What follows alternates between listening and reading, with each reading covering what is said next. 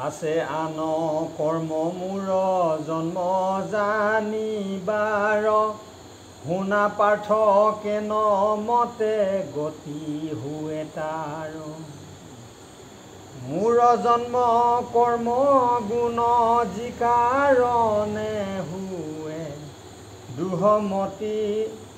দৃঢ়মতি থাকে জানি হিউ গতি পাওঁ এইখিনি ডাইৰেক্টে দেখুৱাই দিছে আৰু ন আছে আন কৰ্ম মূৰ জন্ম জানিবাৰ শুনা পাৰ্থ কেন মতে গতি হুৱে তাৰ মূৰ জন্ম কৰ্ম গুণ যি কাৰণে হুৱে দৃঢ়মতি থাকে জানি সিও গতি পাৱে বুলি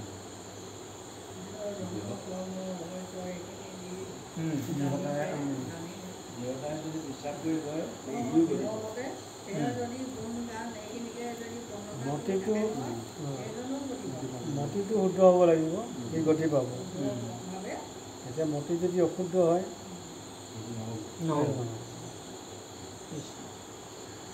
কাম ক্ৰোধ লোভ মোহ এৰিবে ক ভয় মখে পৰম প্ৰিয় কৰিবে আশ্ৰয় অহনিশে মনে মোক চিন্তে নিৰন্তৰ এহি জ্ঞান পুত্ৰ হুয়া তৰিলা বিস্তৰ তৰি যাব বুলি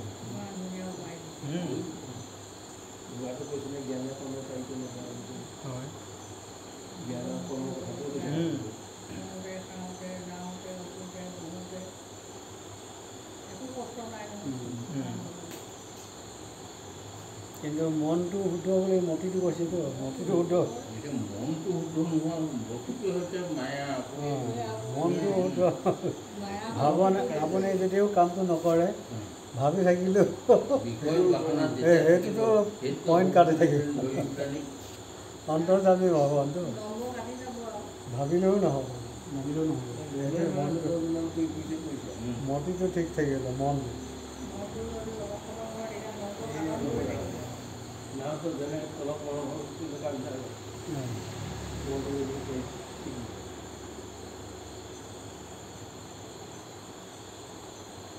কৃষ্ণ পাৰ্থে বোলে মুখ্য যদি মহাফল হয় তাক এৰি কেনে লোক স্বৰ্গ কবাঞ্চয় কৃষ্ণে বোলে আছে তাৰ পূৰ্বৰ সংস্কাৰ আন দেৱ ভজে মোৰ নাহি অধিকাৰ তাৰমানে যিবিলাকে স্বৰ্গ বাঞ্ছা কৰে তেওঁলোকে আন দেৱতা পূজন কৰে আৰু মই তাক নকৰি বুলি ক'ব নোৱাৰোঁ অধিকাৰ নাই যাক বুজিব সিয়ে আহিব এতিয়া মোক বুজিলে মই অধিকাৰটো পাম মুখ্য ফল দিম সি মোৰ নামেই লোৱা নাই বেলেগৰ নাম লৈ আছে মোৰ তেনেকুৱা অধিকাৰ নাই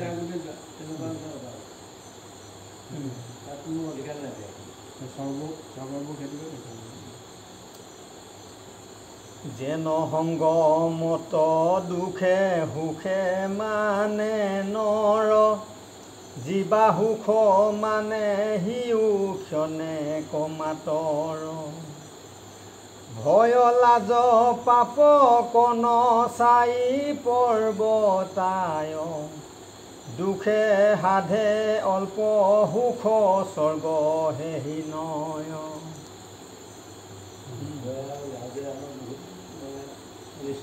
কৃষ্ণ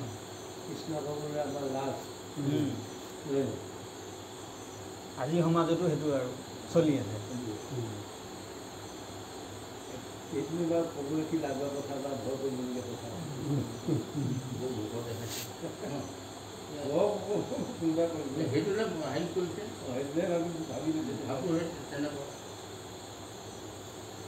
ইন্দ্ৰ চন্দ্ৰ আদি আনু দেৱতা পূজয় তাৰো ফলদাতা মই জানিবা নিশ্চয় নানা বুদ্ধি কৰি ভজে দেৱতা সকল যেন মতে ভজে হেহি মতে পাৱে ফল আপুনি যিবোলে ভজিব সেইবোলে ফল পাব অঁ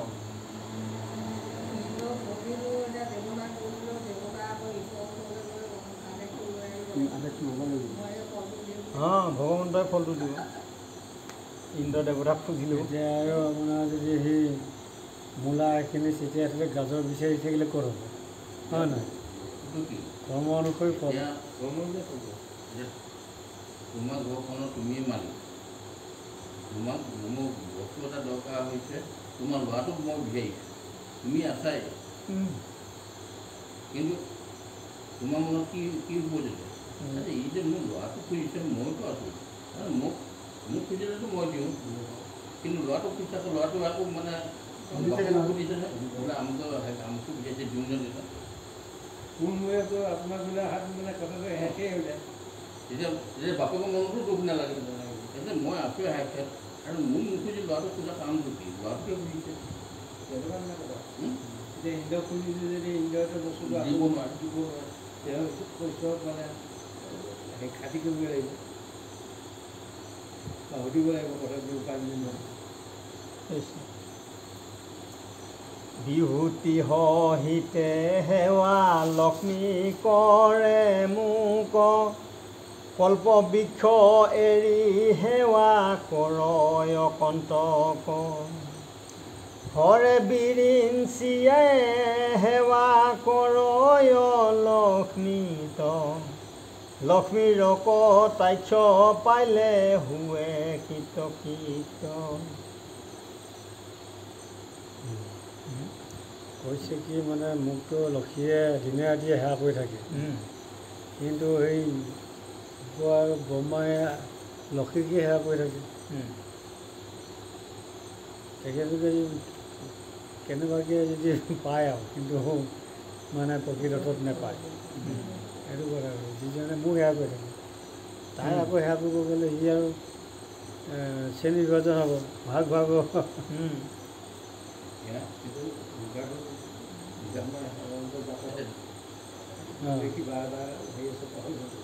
ডাল পাতত পানী দিলে ডাল পাতে পাব গুড়ি দিলে নাপাব মানে গুড়িত যদি পানী দিয়ে তেনে ডাল পাতো পাব ডাল পাতত পানী দিলে কোনেও নাপায় ডাল পাতত পানী দিলে ডাল পাতেও নাপায় পানীখিনি একো কামত নাহে কিন্তু গুড়িত পানী দিলে চবেই পাব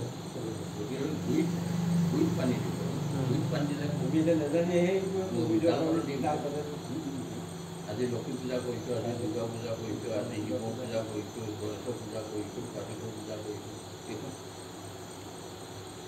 এতিয়া তেওঁলোকে ক'ব কি তেওঁ নহ'লে কেনেকৈ পাব বুলি ক'ব নহয় ভগৱানেতো কৈ আছে ক'ব কি তোমালোকে নুপূজা নুপূজা আমি পুজিছোঁ তেওঁলোকক কি তেওঁলোকে পাব লাগে নহয় ভগৱানে কৈছে কিবা এটা দিব কিন্তু স্থায়ী বস্তু নহয় স্থায়ী বস্তু ইয়াত এতিয়া ক'ব এতিয়া পিছত লক্ষীৰ কি অধিকাৰ সেই কথা কৃষ্ণ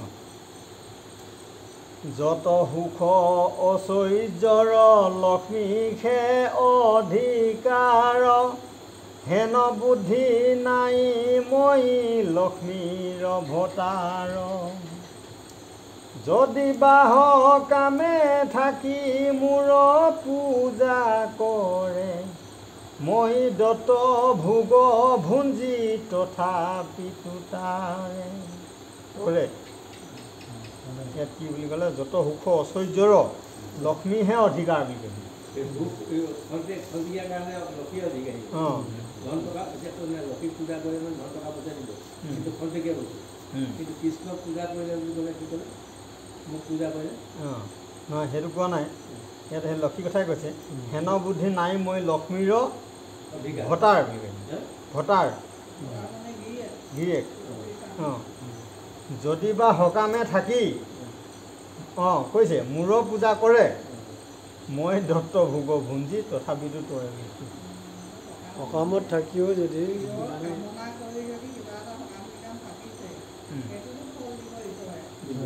সকামটো মানে হ'ল কি কিবা এটা বিচাৰি পানি পূজা কৰাটোহে ভক্তি কৰাটো তথাপি কিবা এটা পায় আৰু সেইজনে কিন্তু স্থায়ী বস্তু অঁ স্থায়ীয়ে দিব আপুনি দিব বনাব স্থায়ীয়ে দিব আপুনি এটা বস্তু বিচাৰিয়ে সেৱা কৰিব সেইটোৱে পাব এটাহে পাব সেইটো স্থায়ীয়ে পাব স্থায়ী ধন টকা পইচা বিচাৰিলে ধন টকা পইচা বুলি নহয় মানে যিকোনো এটা ঐশ্বৰ্য মানে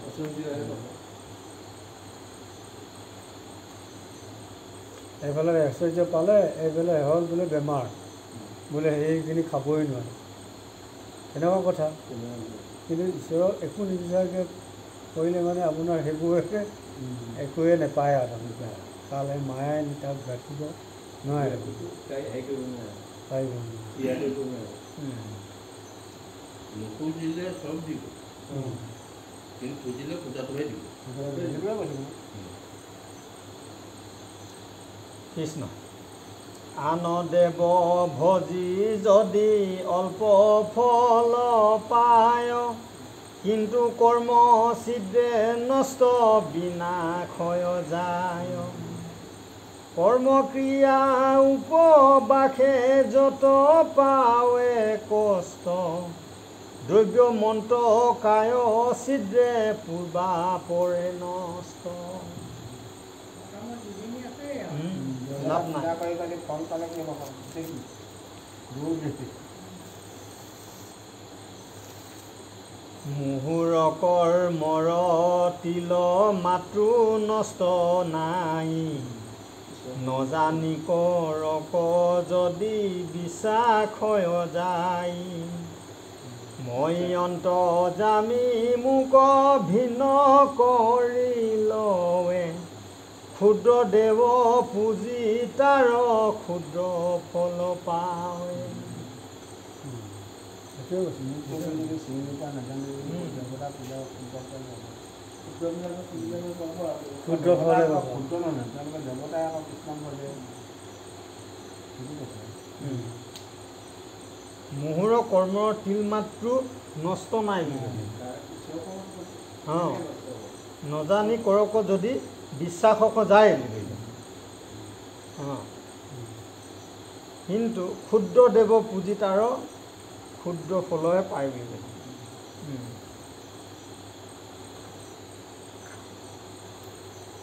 পাৰ্থে বোলে কৃষ্ণ তুমি হবা হাতে হম তথাপি কৰিলা কেনে কৰ্মত বিষম পৰ্বতক নিৰামক তুমি ঈশ্বৰ কাকো অল্প ফল দিয়া কাহাকো বিস্তৰ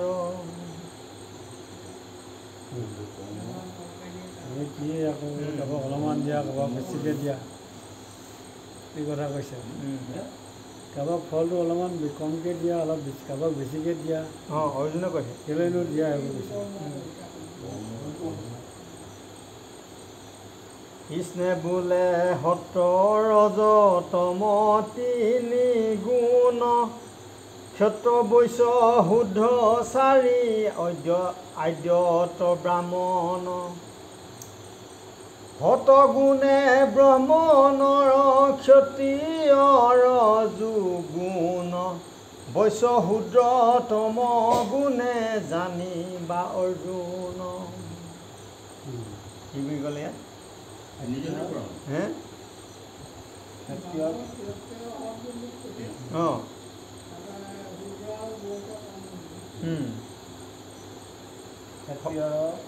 অঁ ক্ষত্ৰিয় বৈশ্য শূদ্ৰ চাৰি হে আদ্যত ব্ৰাহ্মণ বুলি কৈছে অঁ তাৰপৰা ক'লে হতগুণে ব্ৰাহ্মণ ক্ষত্ৰিয় ৰজগুণ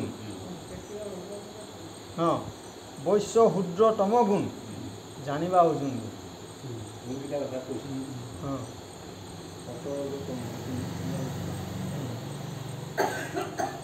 গুণ অনুক্ৰমে কৰ্ম কৰয় কল গুণৰ প্ৰভাৱে উচ্চ নিচ হুৱে ফল সজু পালো সংসাৰো মই তিনি লোক তথাপিতে কৰ্ম বন্ধে নপাৱয় মোক। অঁ এই তিনি গুণত থাকিলেও তেওঁ মানে নকৰে। অঁ সেইটোৱে কৈছে কৰ্মফল অনুযায়ীহে মানে ফল পাব। এতিয়া খেতিয়ক ফল হ'ল মানে যুদ্ধ অঁ তেওঁ বোলে আৰু ধন টকা পইচা হ'ল আৰু এটাই ফল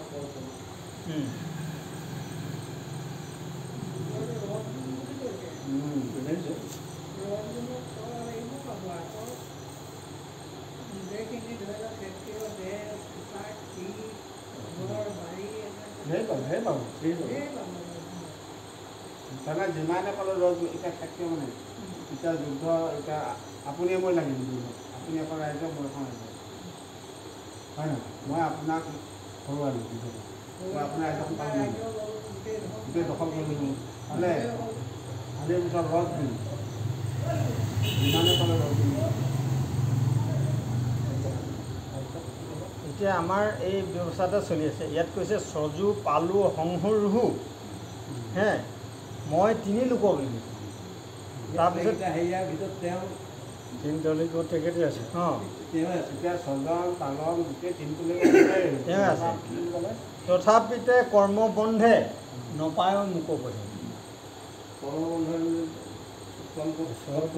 ঈশ্বৰৰ লোকত কৰ্ম বন্ধই পাব ইচ্ছা অনুযায়ী জন্ম হ'ব। এতিয়া আমাৰ কৰ্ম বন্ধে পাব আমি যি কৰ্ম কৰিলোঁ কালিকে সেই অনুসৰি জন্ম হ'ম কিন্তু ভগৱান সেইটো নাই।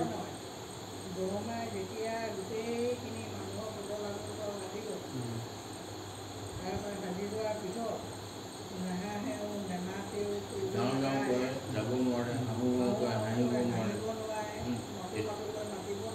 তেতিয়া ভগৱান যেতিয়া পৰমাত্মা আহি পেলাই তেওঁবিলাকৰ ৰেজিষ্ট্ৰিত হ'ল তেতিয়াহে তেওঁলোক গৰ্ব কৰিছে কথা ক'ব পাৰিছে। ব্ৰহ্মাই চুটি কৰিলে যে যাওঁ যাওঁ বুলি কৈছে নাযায় মাতো মাতো কৈছে নেমাতে আহোঁ আহোঁ কৈছে নাহাঁহে গতিকে কথাটো কি তেওঁ মানে আকৌ ভগৱানক মানে চুটি কৰিছে মোক ছজন কৰিব দিলে মই ছজন কৰিলোঁ কিন্তু এতিয়া হেৰিয়ে ভগৱন্তই কৈছে যে মই নিৰ্দিষ্ট হ'লেহে তোমাৰ স্বজন কৰা তোমাৰ দায়িত্ব তুমি স্বজন কৰি থকা প্ৰত্যেক জীৱনত মই নিৰ্দিষ্ট হ'ব লাগিব তেওঁৰ হৃদয়ত তেতিয়াহে মানে মাতো বুলি ক'লে মাতিব যাওঁ বুলি ক'লে যাব।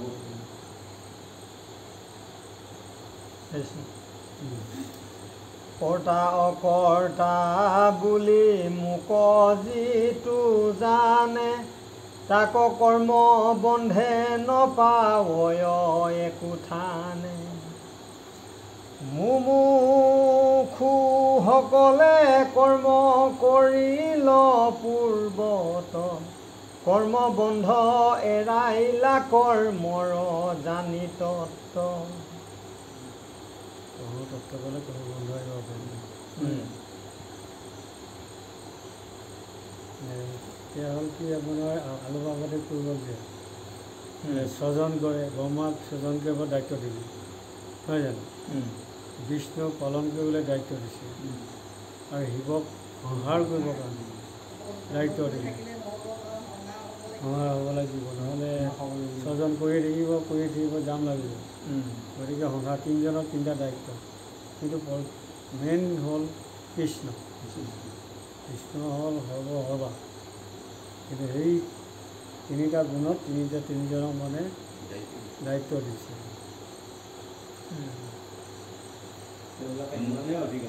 সিমানখিনি মূলতে ভগৱান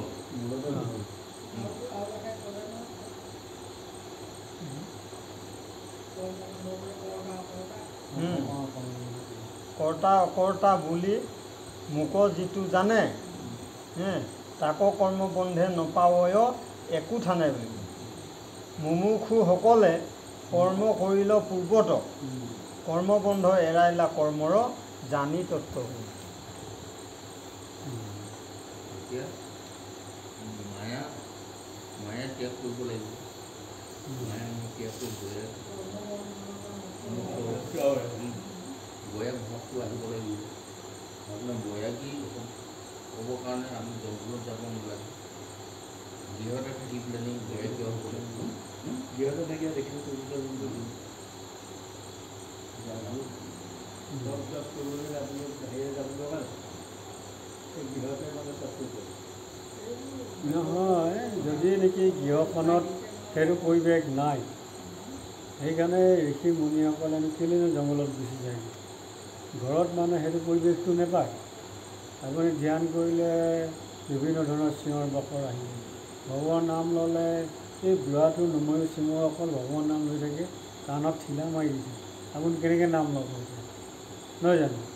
গতিকেলৈ নিজান জগত গুচি যায়গৈ আৰু বৈৰাগ্যভাৱে, সেইটোৱে কথাটো। কিন্তু আমি যে কেতিয়াবা আমি যদি এতিয়াতে তেনেকুৱা চিষ্টেমটো আছে, নাই এতিয়া আকৌ আমাৰ ধৰক গুৰু গৃহ আহিলে, আমি গুৰু গৃহত আহি পেলাই এতিয়া ধৰক ইয়াতে আমাৰ ল'ৰা ছোৱালী নাই, ইয়াত শান্তি নাই। এতিয়া আমাৰ গাঁৱলীয়া পৰিৱেশ বুলিহে আমাৰ নিজৰ ঘৰখনত বা গুৰু গৃহ এটা বনাই পাৰি মানে হেৰি কৰি থৈ গৈছে আমাৰ কিন্তু টাউনীয়া পৰিৱেশত আমাৰ নিজৰ গুৰু গৃহ নাই, ভাড়া ঘৰত থাকে।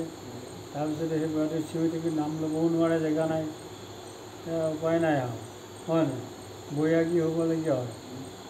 তেনেকৈ সেইকাৰণে বৈৰাগী হৈ পিনি এই হিমালয়লৈ গুচি যায়। এতিয়া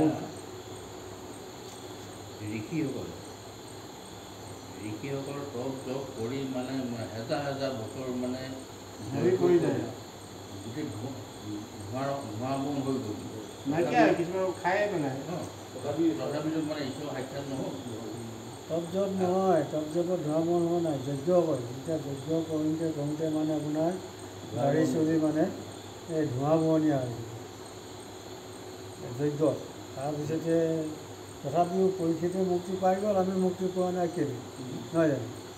আমাৰোতো কালিকৈ মৰণ আহি আছে, সেইটো কাৰণে আকৌ ভাগৱত শুনিবলগীয়া আছিল, কিন্তু নক'লে।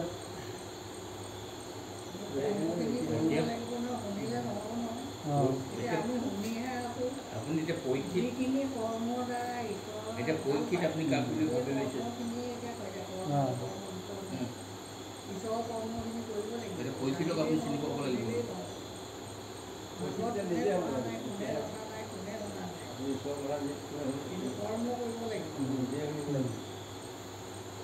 ই সাতটা দ্বীপৰ ৰজা। এতিয়া আমাৰ 7টা দ্বীপ ক'ত আছে? আমাৰ হৃদয়তে আছে 7টা দ্বীপ।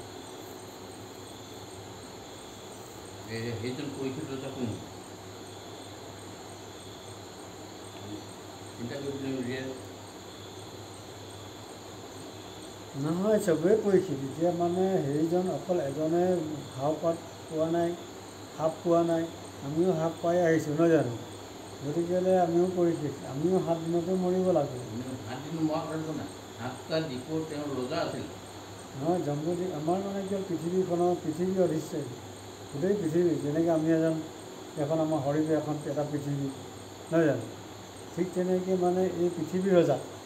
ইফালৰ পৰা চাব গ'লে গোটেই পৃথিৱীখনৰ ৰজা, এইফালৰ পৰা চালে আমাৰ মানে গোটেই শৰীৰটো অধিকাৰী পৰীক্ষিত, সেই আত্মাটো।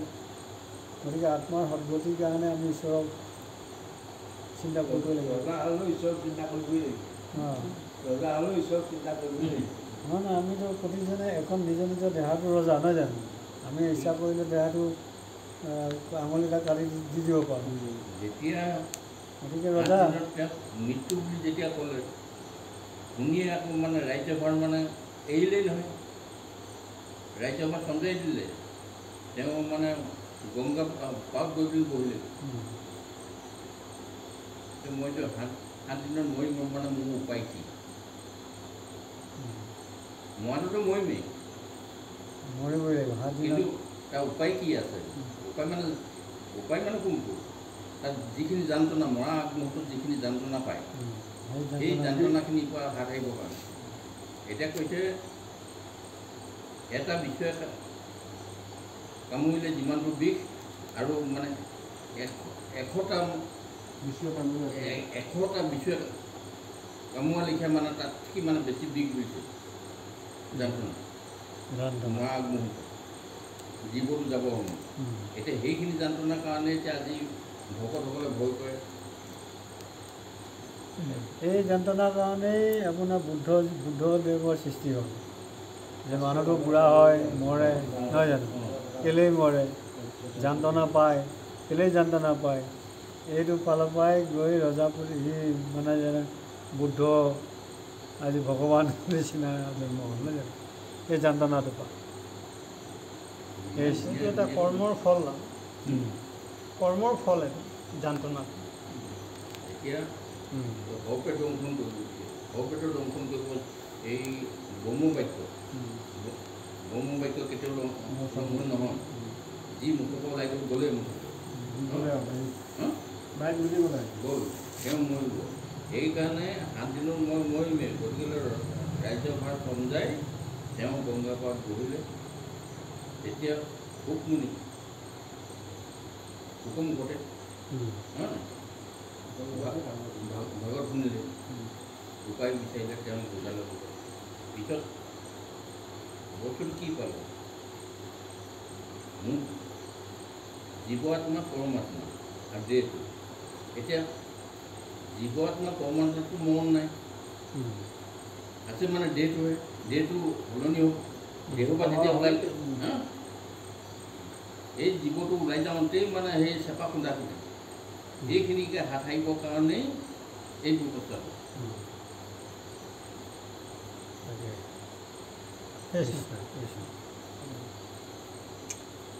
কিন্তু কৰ্ম কৰিলে এৰি অহংকাৰ, এহি মতে বিস্তৰ যে তৰিলা সংসাৰ। লোক পৰস্পৰা তুমি কৰ্ম কৰিবা, যিজনে জানয় তত্ত্ব উপদেশ লইবা। অৰ্জুনক বুজাই দিছে মানে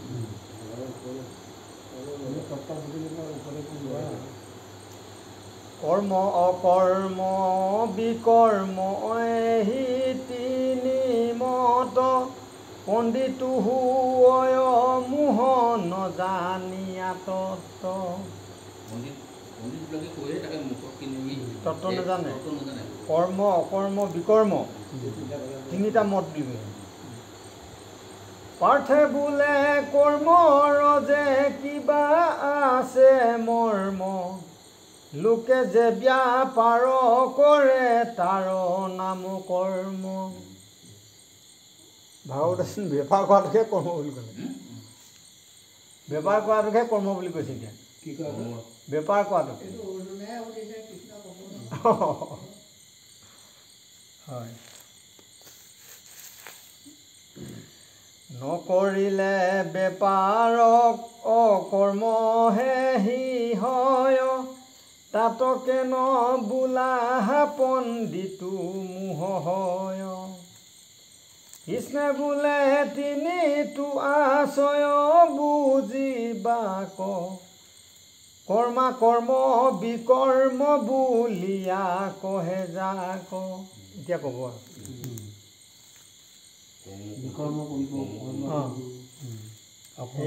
হেহি গোট কৰ্ম বেদ শাস্ত্ৰে বোলে যাক, অকৰ্ম বোলয় বেদে নকৰো তাহাক।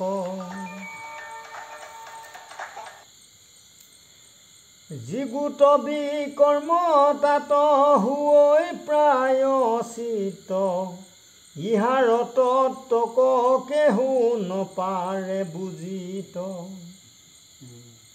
বুজি নাপায় বুলি বিকৰ্ম বুলি ক'লে মানুহে বেয়া কাম বুলি ভাবে, বেয়া কাম নহয় নহয়, এইটো প্ৰায়শ্চিত্ত হোৱা। যেনেকৈ আমি ভকতি আতংককে লৈ পেলাই আমাৰ প্ৰায়শ্চিত্ত হোৱা নাই জানো, প্ৰায়শ্চিত্ত হ'লেতো বামুণৰ মতে এইটোতো শুদ্ধ। গতিকে শুদ্ধ কৰ্ম যিজনে কৰিলে সেইটোৱে বিকৰ্ম। বিকৰ্ম মানে বিশেষ কৰ্ম। যিজন গুৰুৱে যেনেধৰণে কৰ্ম কৰিবলৈ কৈছে সেই কৰ্ম যদি আমি সদায় কৰি আছোঁ, সেইধৰণেহে ঈশ্বৰে সেইটো কৰিলে মানে ফলটো পাব। অকৰ্মবোৰ আমাক কৰিবলৈ নাই কোৱা নহয়, নহয় জানো? কৰ্মও কৰিব, কৰ্মটো মানে কৰ্মটোতো হেৰি আছে, কামনা কামনা আছে, কৰ্ম কামনা আছে, সেইটো কাৰণে বেপাৰ বেছি হ'ব লাগিব। এইখিনি কাম নকৰাটোকে হৈছে অকৰ্ম। তিনি প্ৰকাৰে দেখুৱাইছে আৰু বিকৰ্ম হ'ল এইটো বিশেষ কৰ্ম যিজন গুৰুৱে যাক যেনেকৈ কৰিবলৈ কৰিছে হয় নহয় এতিয়া কাৰোবাক নামঘৰ সেৱা পূজা কৰিবলৈ কৰিছে কাৰোবাক এটা বেলেগ হেৰি দেখুৱাইছে সেই পদ্ধতিটোৱে হ'ল বিকৰ্ম মানে বিশেষ কৰ্ম এতিয়া আমাৰ বুজাই কেনেকৈ কিছুসকল ভগৱান মই শুনিছোঁ বেয়াতকৈ বেয়া কৰ্মটোৱে বোলে বিকৰ্ম বুলি কয় এনেকৈ বুলি মোৰ কোৱা হৈছে আমি তৰ্ক নকৰোঁ কিন্তু এনেই শুনি মনে মনে বেয়া কৰ্মটো বিকৰ্ম হ'ব এইটো বিশেষ কৰ্ম যিটো কৰ্ম কৰিলে ঈশ্বৰ সন্তুষ্ট হয় যাক জানি সংসাৰৰ আপদতৰে পোন তাহাৰ ৰহস্য কহু শুনি অৰ্জুন বেদে কহে বুলি কৰ্ম কয়ে সৰ্বনৰ কিন্তু নুবুজয় অৰ্থ বেদৰ বাক্যৰ ইমান ধুনীয়াকৈ কৰিছে কথাটো স্বৰূপতে বেদ বাক্য মূৰ বুলি কয়ে সুখ মাত্ৰ কহি স্বৰ্গ পথ প্ৰৱতাৱে যেন শিশু ভাল মন্দ নাহি তত্ত্ববোধ লাৰু বুলি লোভ দিয়া পিয়াৱে ঔষধ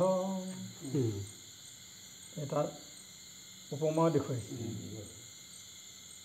ঔষধ বুলি দেখাব নহয় আকৌ লাৰু বুলি খালে খাব নহয় মিঠা মিঠা কিছুমানে ভীমকলৰ ভিতৰত এখন পিলটো মই খাই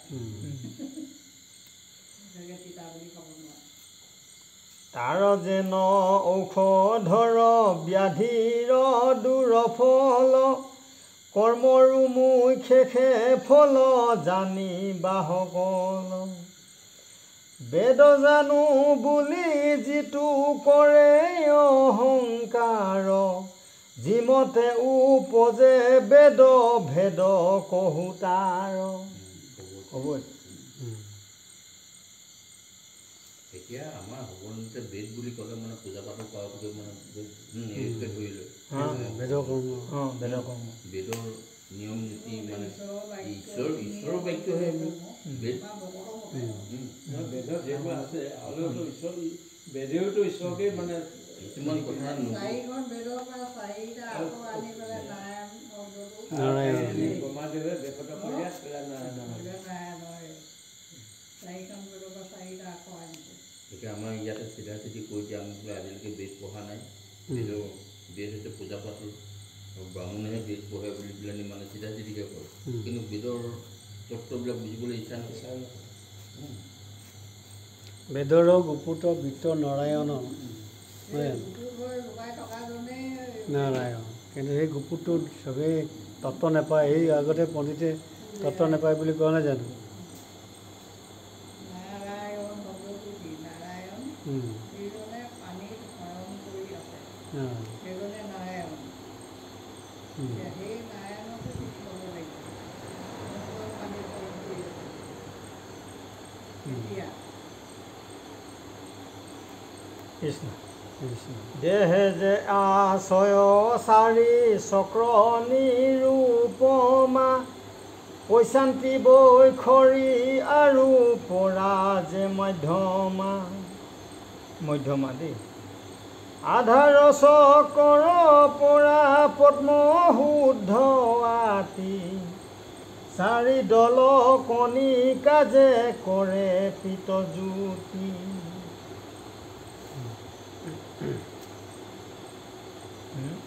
দেহে যে আশয় চাৰি চক্ৰ নিৰূপমা বুলি পৈশান্তি বৈখৰি আৰু পৰা যে মধ্যমা আধাৰ চক্ৰৰ পৰা পদ্ম শুদ্ধ আতি চাৰি দল কণিকা যে কৰে পিতজ্যোতি এই কথাষাৰ অকণমান হেৰি এটা আছে চাৰি চক্ৰৰ কথা কৈছে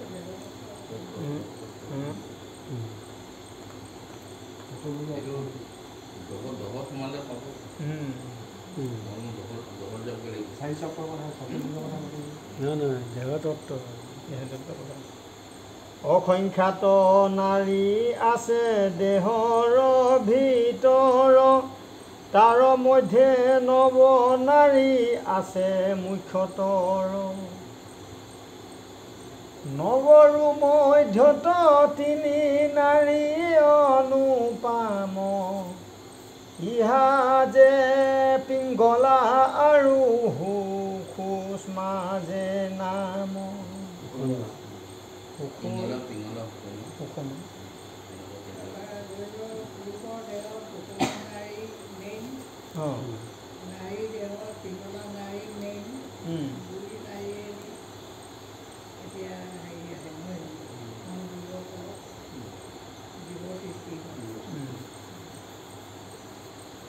তিনি নাৰী মূলে বেৰি আছয় কমল তাৰ কণিকাত আছে বহ্নিৰ মণ্ডল বহ্নিৰ মণ্ডলে আছে উষ্ম নামে বেদী উধে চলি যায় যেন মধ্য চক্ৰভেদী এই কথাকেইটা ভালকৈ অলপ আকৌ এবাৰ চাব লাগিব এনেকৈ নাপাব এনেকৈ নাপাব তুমি ক'ব হাজিৰা সাধুমত পাব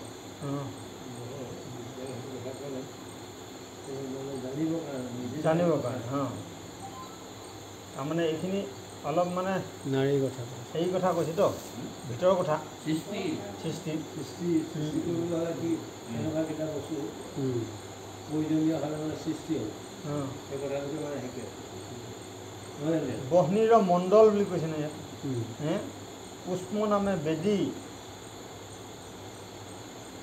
ঊৰ্ধে চলি যায় যেন মধ্যচক্ৰ ভেদী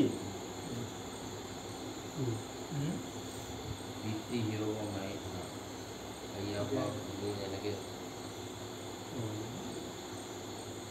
এতিয়া বিভিন্ন বস্তুটো আপুনি জানিছে যে সৃষ্টি কৰিব কাৰণে কেনেকুৱা সেইটো কথা পাতিবলগীয়া আৰু তেনেকুৱা বস্তু বুলি কৈছে পদ্ম এক আছে তাৰ শ্যাম দশ দল তাৰ কণিকাত আছে জলৰ মণ্ডল যেতিক্ষণে উচ্চ জল একত্ৰ হুয় জল বহ্নি সংযুগত বায়ু উপজয় জল বহ্নি সংযোগত বায়ু উপজয়